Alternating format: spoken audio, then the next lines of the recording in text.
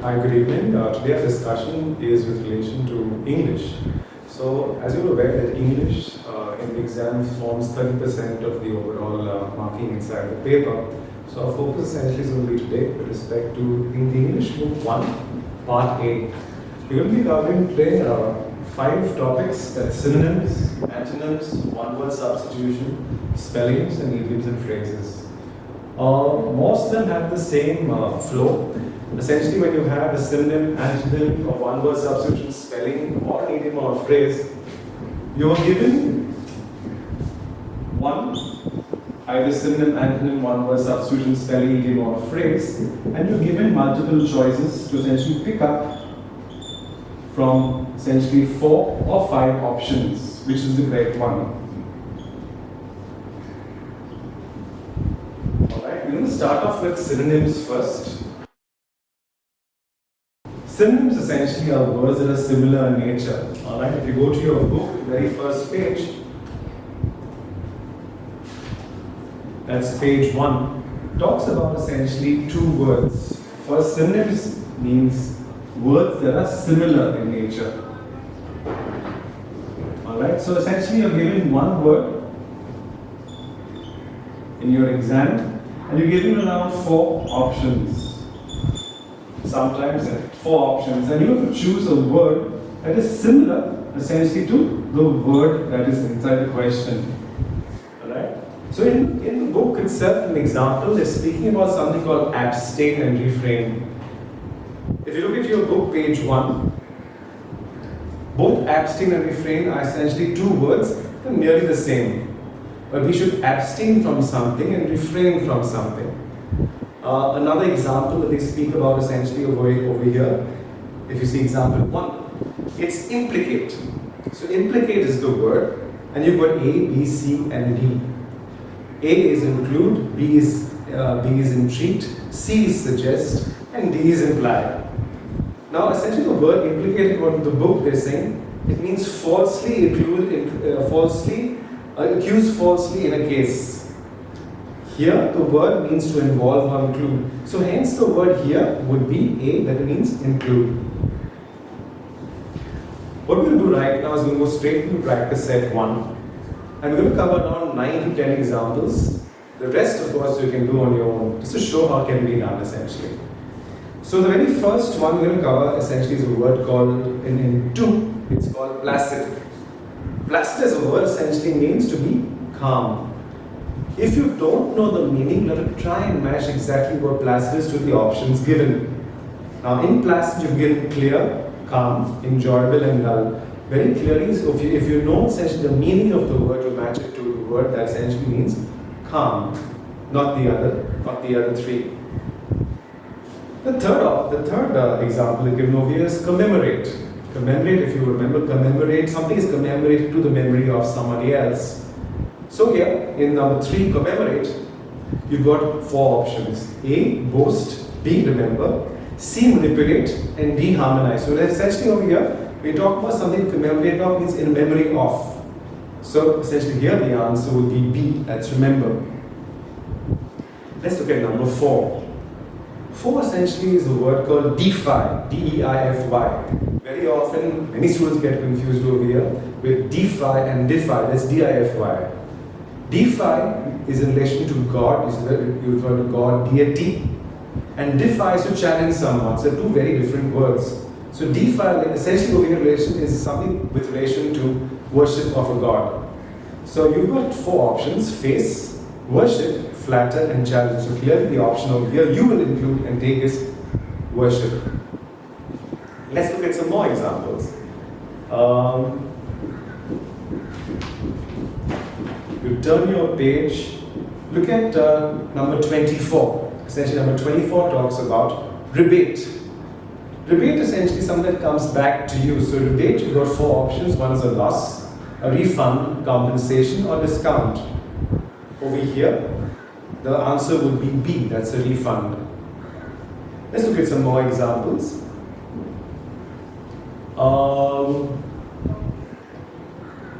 False. Number 43, false. False essentially is a word that is similar. So you've got 4 options: defective, untrue, incorrect or inaccurate. Now false essentially, if you look at something that is opposite to false, is true. So what would be similar to false? And untrue. So your answer here would be B. Let's look at some more examples. Number 13 on page number 3. Barter. Barter means essentially would be to exchange one good for the other. The options given over here is deal, return, lend and exchange. So over here your answer would be clearly same, would be an exchange of items. So exchange is your right answer, so D is your right answer. Let's look at some more examples. Number 35. Apparel. Apparel essentially, talk about apparel, you refer to something maybe in Amazon, refer to clothing essentially. Something you buy or purchase. So here you've got 4 options. One is appearance, A, B, clothing, C, confidence, and D, manner. So essentially your correct answer would be clothing, that's B. Let's look at the last example. Dud, 48, page number 48, dud. Dud essentially referred to something again dud when it's made, for example, the rocket was a dud, the rocket launch was a dud. It means it failed to take off. So you've got 4 options to go over here. A, failure, B, foolishness, C, sickness, and 3, negligence. So clearly the option over here is A, that is a dud. Thank you. Good evening. We take on the next level for part A in English book number 1. We've covered synonyms in the earlier part. Now we go to the next part, that is antonyms. This is page number 5. We're going to cover antonyms. Essentially, antonyms, if you go to see, are essentially words opposite to the given word. As we spoke earlier, you're given one word and you're given 4 options. And the word essentially that you have to choose are words opposite to the given word. Synonyms over here are words that are similar in nature. Antonyms here are essentially words that are opposite in nature. Don't get confused. They're asking for a word, essentially asking for a word that is opposite to the given word. So they give you one word and you choose a word opposite to the given word. Let's look at our books. Page number 5. We go straight into the practice set 1. We look at the directions. In each of the following questions, choose the word opposite to the given word. We'll start with a simple one, and that's number 3. The word given over here is tragedy. Alright? Look at tragedy. So the first thing that should come to mind, opposite, would be something that is funny. So essentially, you've got 4 options directly in opposite to the word. One would be humorous, comedy, romance, and calamity. Something that is opposite to tragedy, the same word would be actually comedy. So your answer over here would be B. Number 4, let's look at another example. Number 4 is to kindle. Kindle over here is to relight. Right? So kindle, your options, the opposite essentially would be, we've given 4 options. One is ignite, encourage, ignore, extinguish. If the exercise was give us a word that is similar to kindle, it would be ignite. But here they're asking for the antonym, that's the opposite. So the opposite of essentially kindle would be extinguish. So your answer here, choose from A, B, C, and D, would be D. Another simple example. Let's look at number 5. Shallow. Alright? Someone may swim in the shallow end of the pool. Direct opposite to the word there would be deep. So you've got 4 options, A, B, C, and D. Here, so you're high, hidden, deep, and hollow. So your answer over here is C, that is deep. Let's look at some more examples. Number 8. The word is overt.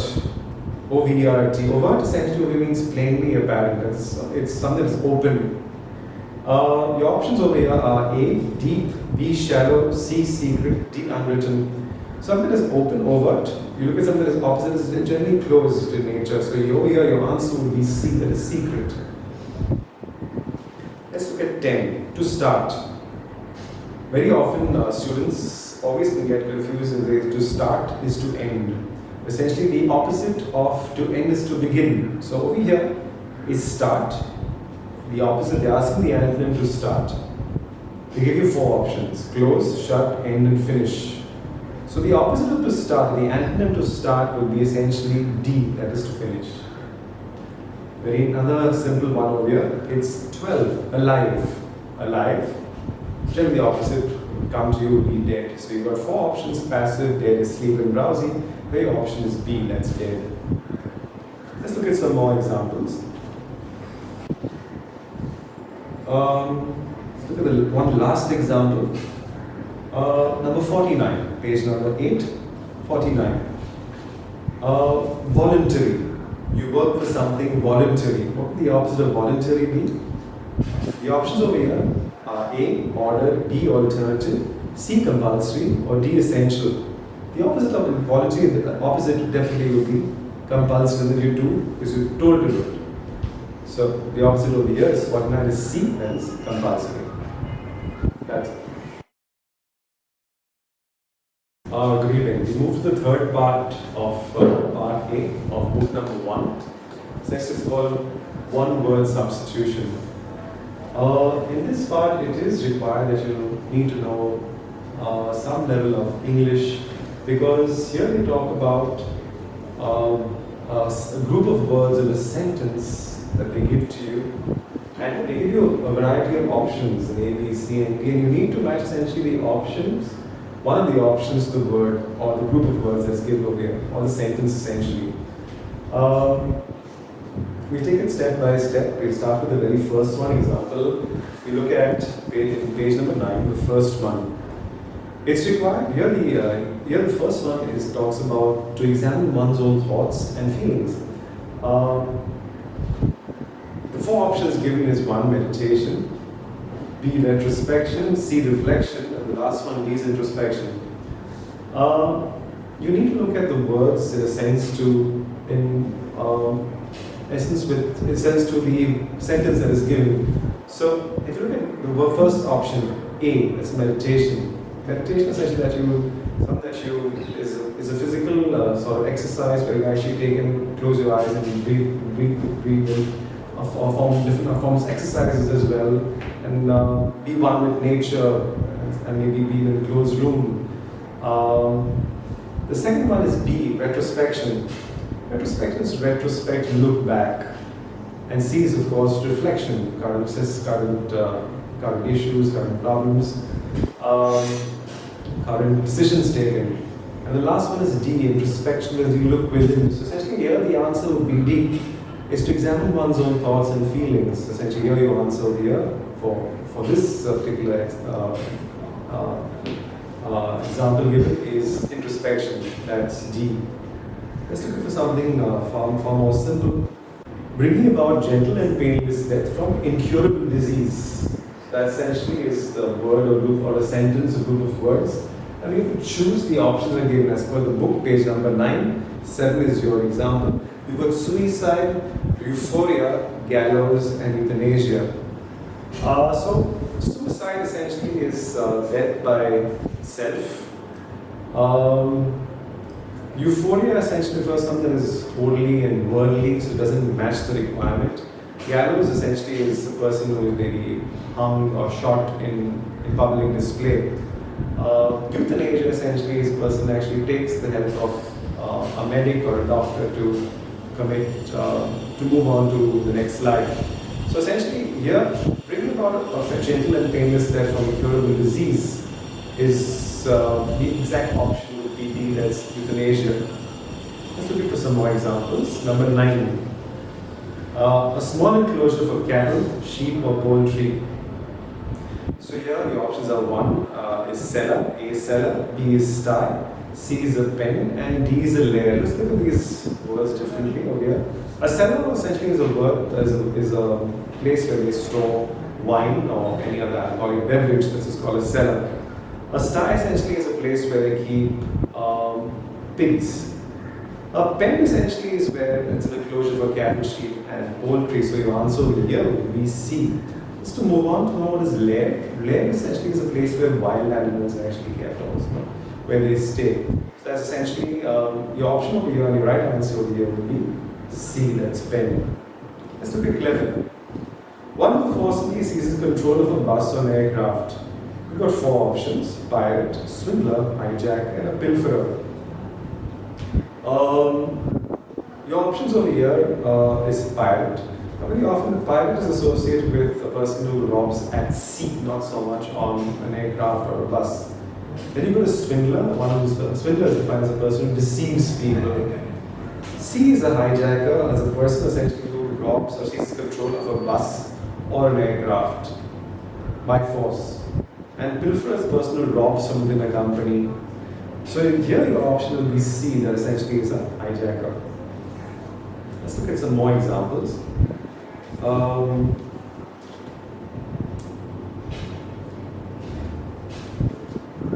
Number 24. A workman who fits, repairs pipes. So your options over here are mechanic, a blacksmith, a plumber, or a technocrat.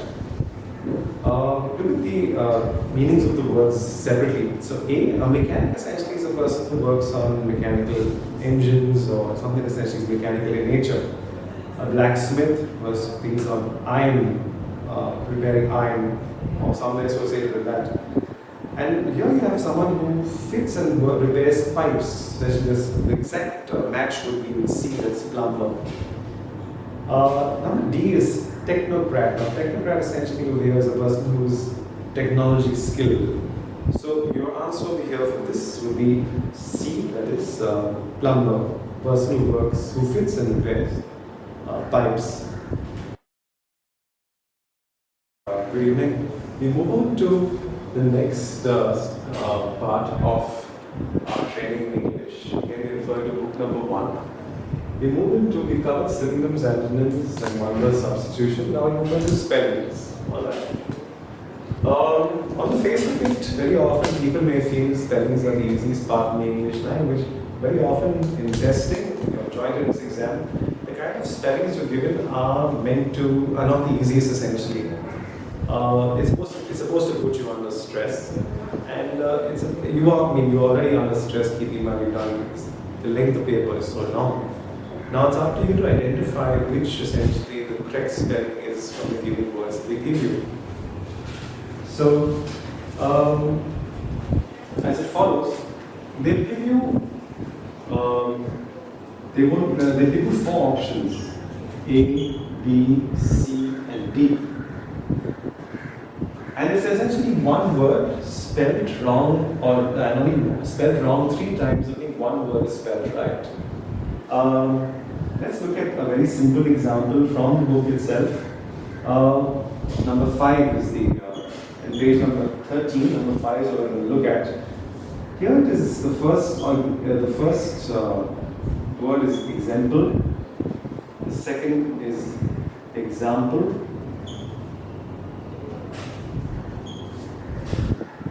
The third is example. And the fourth is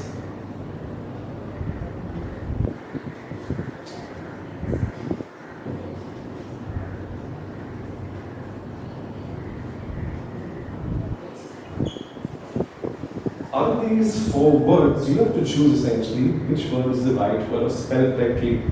This is easy to identify. It's an easier word. So essentially over here, it is this word that will be a right word. Try and, if you are not very confident of the spoken word or the word essentially, try in your mind pronounce the word. How is it actually pronounced? Try and spell it out by breaking it up into 3 parts, depending on your confidence of the language.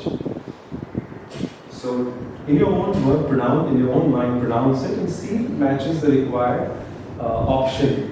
Let's look at another example.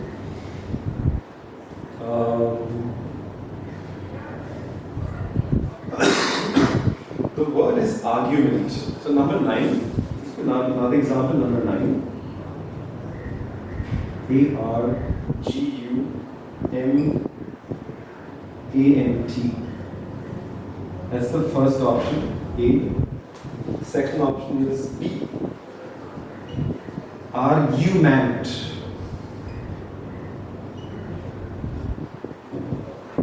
Third is argument, C. And the fourth is argument.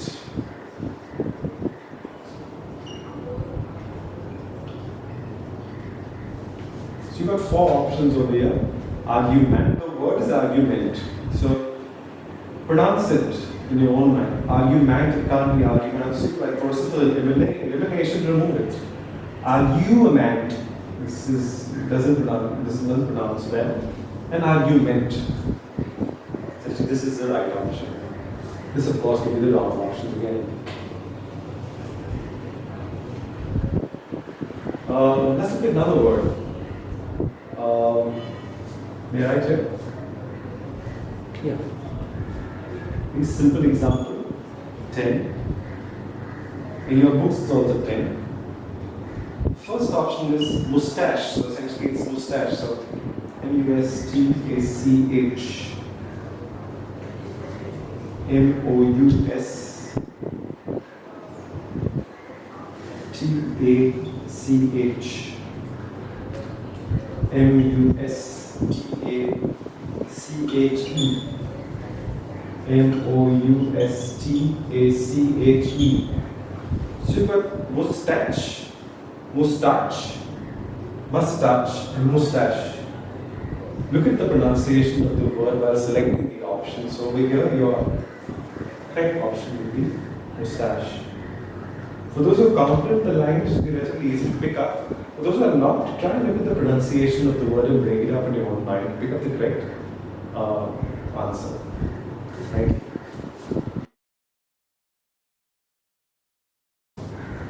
Good evening. We come to the last part of practice set A of the English book, English 1. We're going to refer to essentially now something called idioms and phrases. For those who are aware, just to give you a small revision, an idiom is essentially a set of words, though on the face of it means something, it has an underlying meaning that's totally different. In your book, page number 16, they talk about something to meet one's Waterloo. For those who know, going back to history, Waterloo is the place where Napoleon Bonaparte met his first defeat. Right? So essentially to meet one's Waterloo essentially means to meet one's final defeat. So they're giving four options over here. A, to die an ignoble death. C, to die fighting. B, to meet a strong adversary, and to meet one's final defeat. So, according to the solution, on page number 16, the idiom to meet one's Waterloo means to meet one's final defeat, hence the answer is D. You require to know the underlying meaning to the idiom, so try and do your best, look for the underlying meaning in the idiom. Let's look at some simple examples first. Number 3.